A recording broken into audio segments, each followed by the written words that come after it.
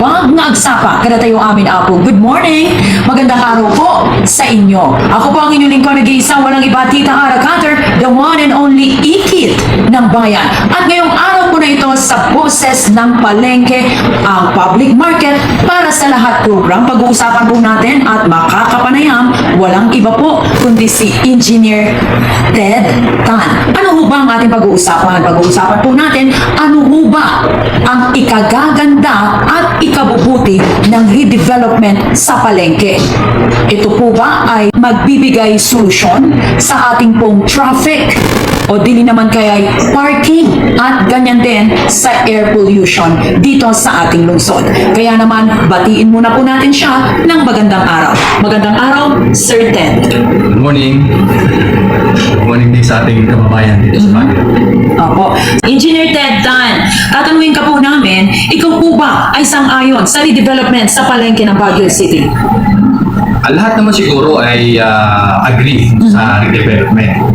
Ang pwede lang tayo magkakaiba siguro ng opinion kung paano ba ito paplanuhin at gagawin.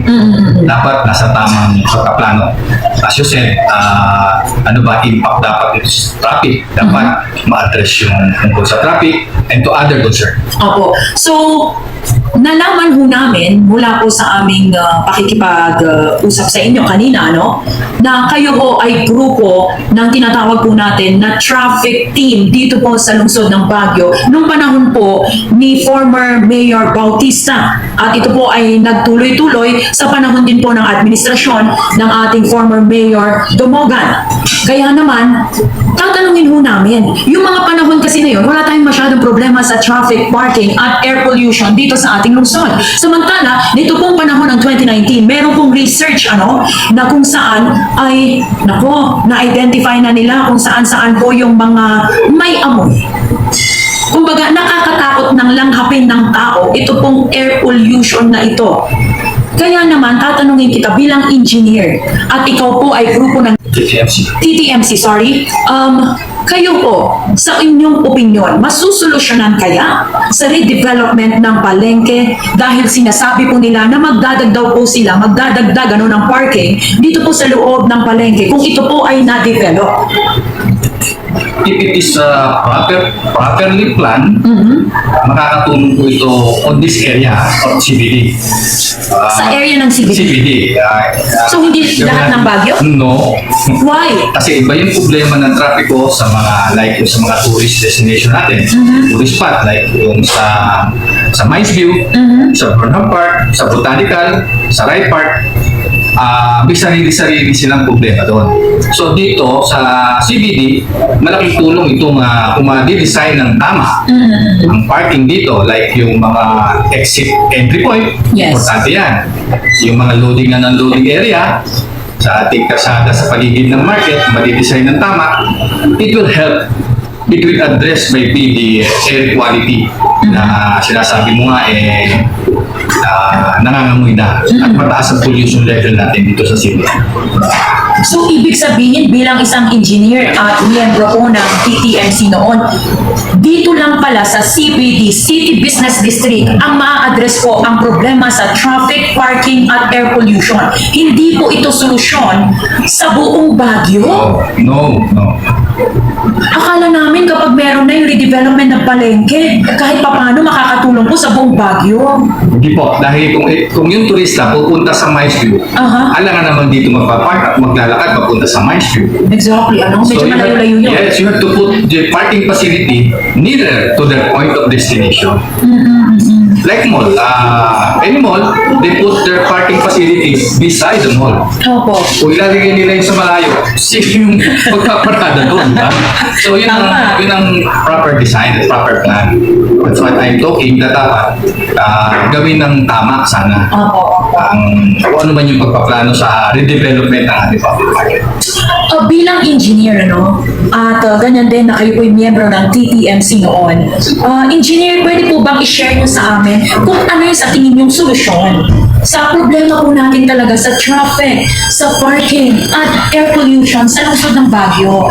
Kayo po, ano po pwede nyo isuggest sa ating pong mga eksperto dito po sa lungsod? Yung tanong mo na yan, madalas nang tinanong sa akin, At madalas ko na rin sinagot.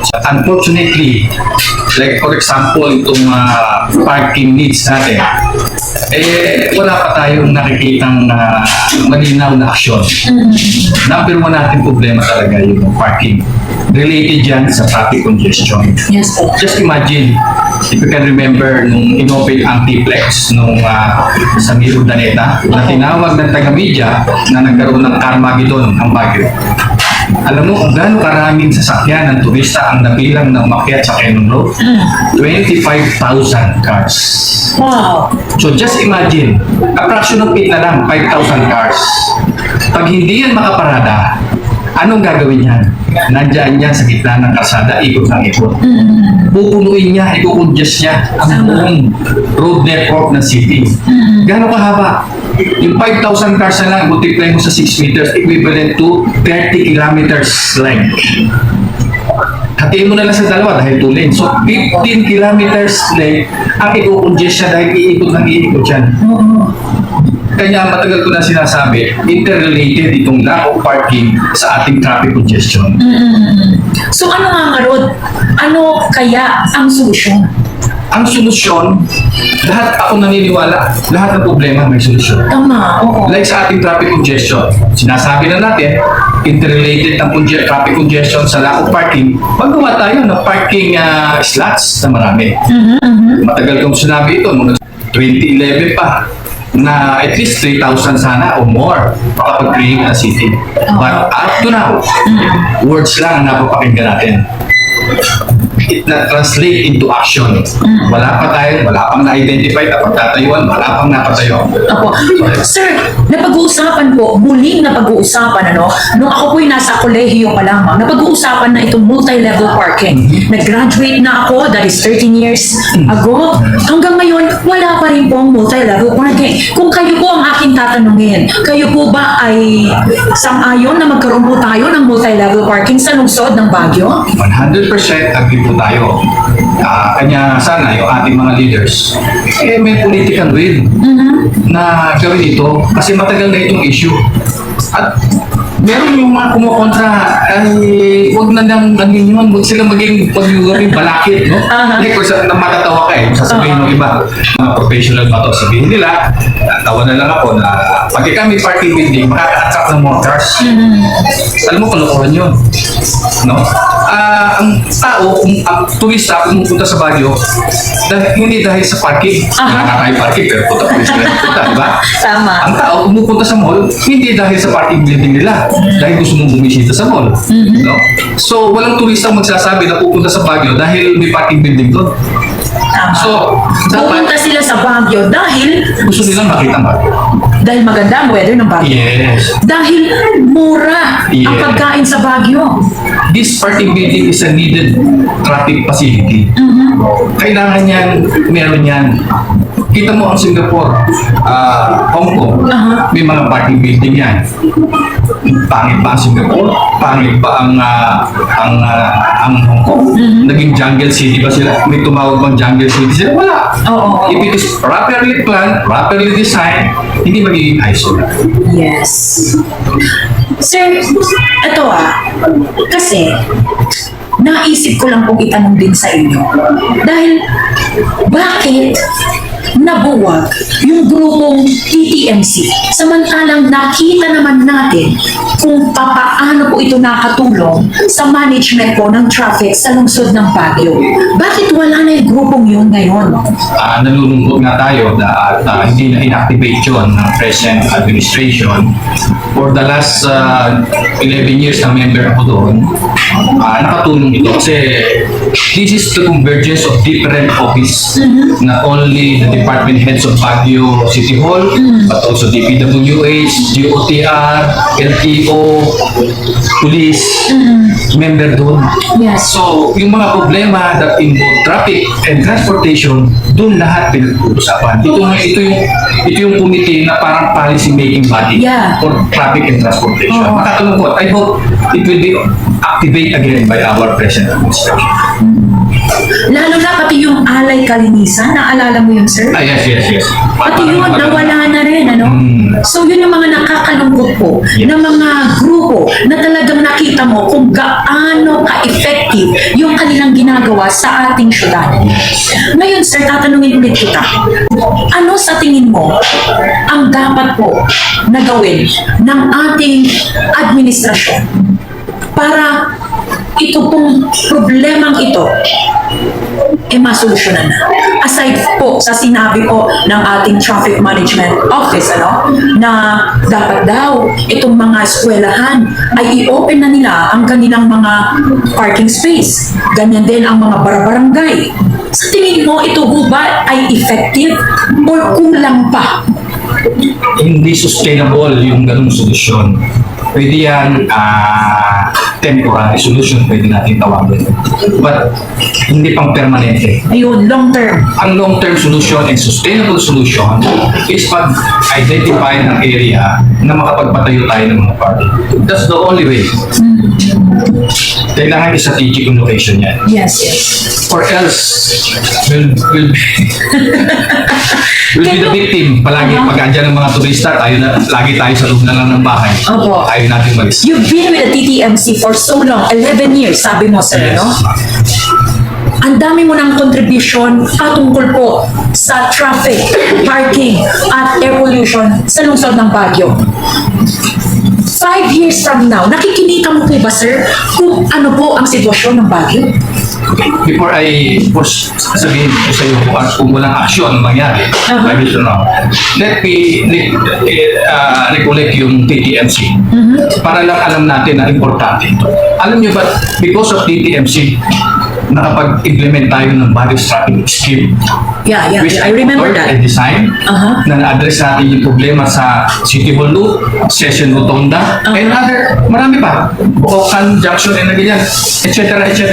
At wala kang maririnig sa radyo, sa telebisyon, sa newspaper, at wala kang mababasa sa Facebook na nagre-reklamo. Yes, in the initial, nagkaroon na reaction yung sa Session Rotonda, but invaded, is meant to say, it's okay. Yeah. Yan ang pagtingin mo sa mga traffic scheme.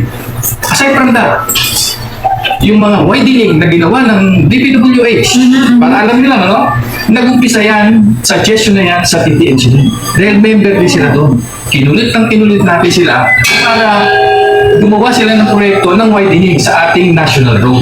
Okay. Kanya fortunately, nakita nyo yung widening sa Nagilian, nakita nyo yung widening sa Marcos Highway. Yan output ng product ng TTMC yan.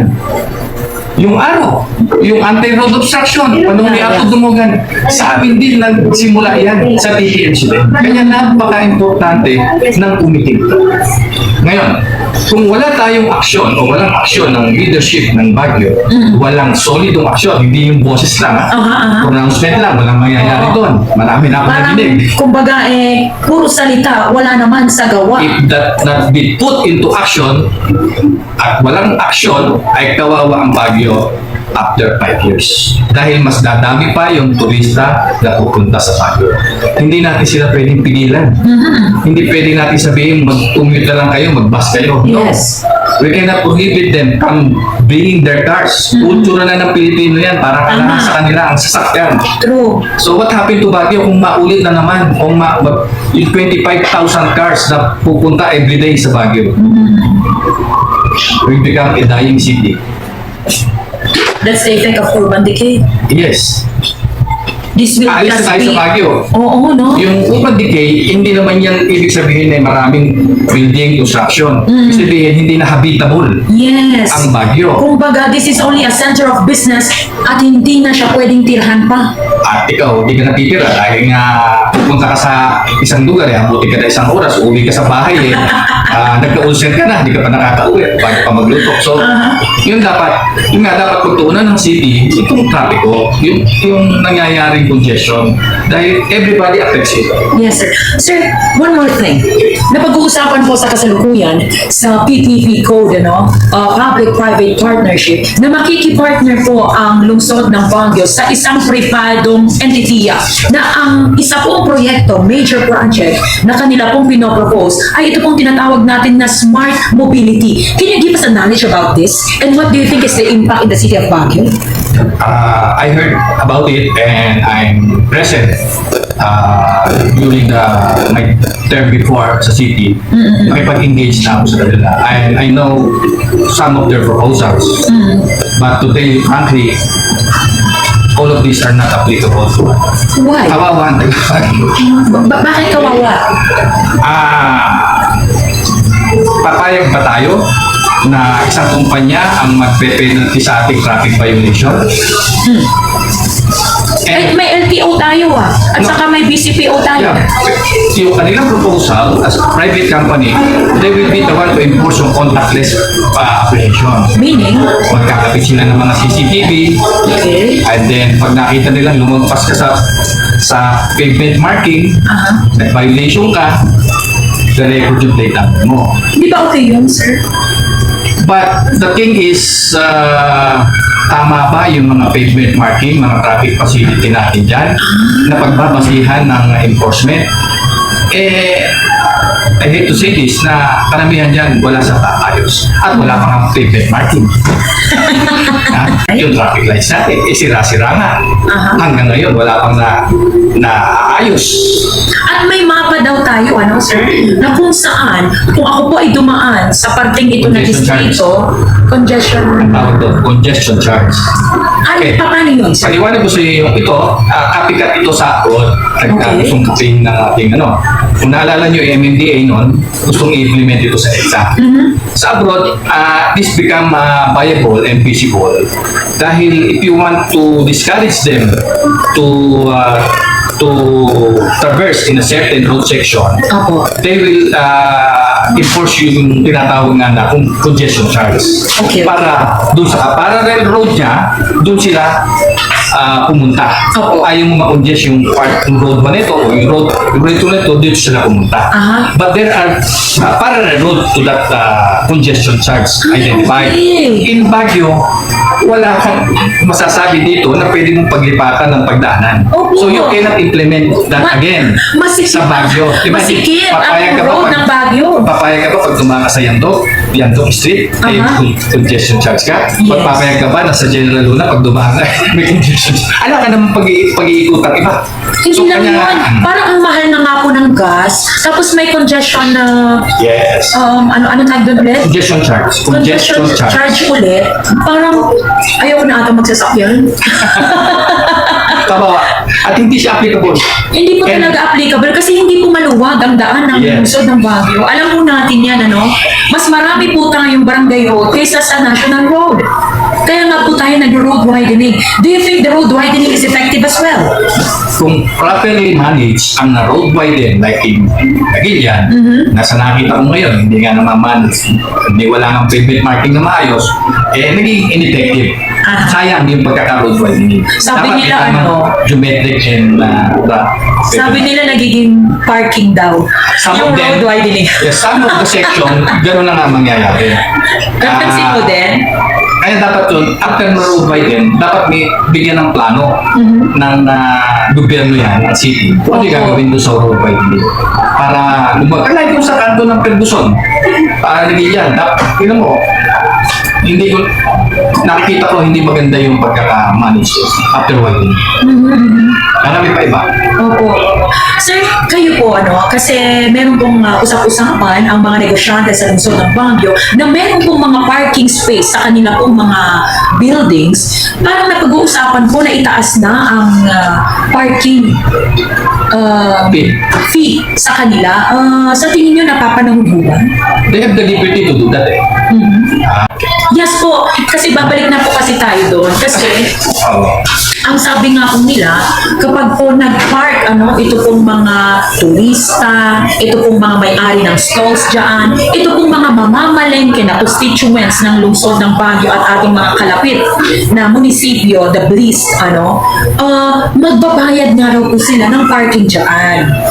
Ngayon, kayo po ba, tatanungin ko po kayo, ano po sa tingin ninyo, kapag i-regulate po yung presyo ng parking fee, ano sa tingin niyo yung katanggap-tanggap na presyo? At present, okay na yung 50. Kasi pag masyado mo binabaan, you encourage them to bring the cars. Tama. Kawawa naman yung bulsa ng ating taga Baguio. Siguro, para to balance it, to discourage yung iba, yung mga turista, dapat iba yung rate ng taga Baguio. Pag may ID ka, na Baguio ka, dapat may discount ka. Yung turista, doblehin natin. Yes. Hindi sila... May point. Yes. Like in Boracay, pag pumunta ka sa Boracay doon, libre yung mga taga roon. Wala silang mga fee doon sa terminal na mabayaran. May lane sila. So, pwede natin gawin yan. Okay. So, tuloy mo doon sa palengke, yun ang... Kasi, nung araw, nakita ko yung first plan na ginawa ng ating city councilor, no? Ating si architect, ako si Lorian. Maganda yung original plan noon. Yes po. Kaya pinuli ko noon na maganda dahil doon ginawa nila na plano doon sa Magsaysay. Ngayon napaka-congested, napaka-constricted. Nagawa sila ng parallel road doon. Okay. Na kung doon load and unload ka, hindi ka sa karsada magbababa. Papasok ka sa loob. May parallel road. Maganda. Kaya nga, pero itong, nung masigit po yung plano ng SM noong araw, hindi ganon. Nakasagad yung building sa sidewalk. So, problema malaki yun. Pag natapos na yun na ganun pa rin ang simunod. Kaya dapat, kung sana ang ating city government, meron silang talagang, to begin with, meron silang original plan that will align to the plan of SM. Hindi pwedeng SM lang ang susunod. Ang plano nila. Sa PPP kasi dapat the private proponent company must align that project to the needs of the city. Yes. No? Originally, una yun. Ganun talaga yung pasats ng PPP. It must be aligned to the plan ng city. Hindi plano lang ng proponent ng private company ang masusunod. Kaya naman tatanungin kita, sir, kung ikaw po mismo, na constituent po ng lungsod ng Baguio, voter po sa lungsod ng Baguio, tatanungin kita, sa tingin mo po ba, sino po ang dapat na mag-develop sa palengke ng Baguio City? As a citizen of Baguio and knowing na may perang mga Baguio na bilyon-bilyon na nadidinig natin, why not yung mismo city na mag-develop in a multiple phase, hindi yung single construction lang. Like yung... Bakit sa tingin nyo dapat ganon na sistema ang gawin natin? Napakalaki ng Baguio Public Market. Ilang libo nga dyan, di ba? 3,000 plus. 4,000 plus. 4,000 plus na tenants. Tenants pa na. Paano pa yung tindera? So, almost 10,000 affected. Tapos, gigibain mo lahat. Ilan taong gagawin niya? How many years they will suffer? Samantalang, i-cluster mo ang construction. Yeah. Like, apat na phase. Opo. Phase 1, phase 2. Para isang phase lang muna sirain mo. Yung 3/4, doon mo muna sila pagkasyahin. Pag natapos yun, another phase. Yung 1/4 again, to finish that. And then, yung mawawala doon, ilipat muna naman sa ibang area. Ngunit ganito ang naririnig ko namin, meron daw pong paglilipatan pansamantala ang mga tiga-palengke. Ito po yung tinatawag natin ng mga satellite market na ipapatayo po ng ating lungsod. Hindi lamang po yan, sir. Pinag-uusapan na rin po nila na pansamantala, ilipat muna daw po sila dito po sa satellite market din o dito po banda sa slaughter. Ganyan din po sa Magsaysay at Biba. Kayo po ang aming tatanungin. Sa tingin ninyo, ito po effective? Definitely not. Why? If you're familiar with that place, I've been there. highly congested na yung area. Paano kapag nilagyan mo pa ng more establishment? Tama. Sino pupunta doon? Saan ka magpa-park doon? Paano mo pupuntahan yun? So, highly congested na yung area. So, para sa akin, hindi feasible. Hindi feasible. Kawawa ang dalawa. Kaya sana pag-isipan at pagplanuhang maigi itong Baguio Park, huwag madalihin. Opo. Sir, one last question po before we end our program today sa boses ng palengke, ang public market para sa lahat. Sir, ito pong mga ito na major project na dapat daw ay ipipipi natin, ano?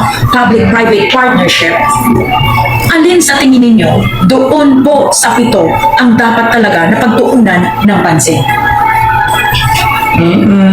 Yung medyo doable, yung central bus center terminal. On the other plan, I disagree. Why? Isa-isahin natin. Hindi, yun lang. Bakit yun yung pinili mo? To decongest itong CBD. Matagal na kasi na plano ng city dahil nasa ATM siya ako. Kanya yung permit na binibigay ng city dyan sa GoFac Pro, Yes. yearly basis lang. Oo. Pero temporary basis yan. Talagang matagal nang sinasabi ng city na lumipat kayo, magawa kayo ng sarili yung terminal. But sa tunaw, wala pa rin. Buti nga, yung victory, nailipat na. Tatanda na nga ako, sir. Hanggang ngayon wala pa. So kung mailipat natin yung mga bus doon, may identified area na nga tayo eh. Saan? Na nakakalungkot nga doon sa kung saan yung transfer station natin sa Marcos Highway sa Dairy Farm. Yes! Pero sa dunog nga there's itong sa may Dairy Farm, merong proposal na isang private company, si Mego White, I think it's Mego White. But up to now, nasa drawing board pa lang. Sana city na nga lang mag-develop kaya naman natin But bigay pa natin sa private company, kaya naman ng city yan. Hindi naman mahirap gawin yun. And some city and LGU, sila mismo nag-develop ng terminal. Yeah, I heard about it. Highly- Even their public market, sila mismo nagde-develop. Ano naman, nakakalungkot ang Baguio when it comes to traffic and transportation. Highly urbanized tayo, city. Oo. Identify tayo as that. Pero, look, asaan ang ating mga terminal? Terminal ng jeep, nasaan? Sa gilid-gilid. Terminal ng bus, sa gilid-gilid. Kalat, ano? Pero highly urbanized city tayo. Take pa tayo ng ibang ordinaryong munisipalidad na may sarili punta ka sa Bayambang na lang. Opo, yeah. Yung Nueva mayor doon, Vizcaya. siya mismo, inayos yung Bayambang. I saw it, yung bagong terminal nila. Nakakalungkot. Sana bago na lang mag-develop, city government na lang. Kung hindi pa mag-push through ang mga private company, dahil maghintay tayo na maghintay tayo sa kota. Tama, tama. 4 years na yun proposal na yun, pero ang dating natin, puro proposal lang, wala. Tayo na sana ang mag-develop. Yan po ang isang aral na sana po mapulot natin at mai-apply po ngayong araw na ito at pag-isipan natin para sa ating mga susunod na henerasyon. Ako po ang inyong lingkod, nag-iisa, walang iba, Tita Ara Cutter, at lagi niyo sanang tatandaan, di pa nagkaysa, mangiwan-wan, itinaran niya mga pagsaya agad. This is yours truly, Ikit ng Bayan. Magandang araw po sa ating lahat. Thank you, sir. Thank you. Thank you, thank you.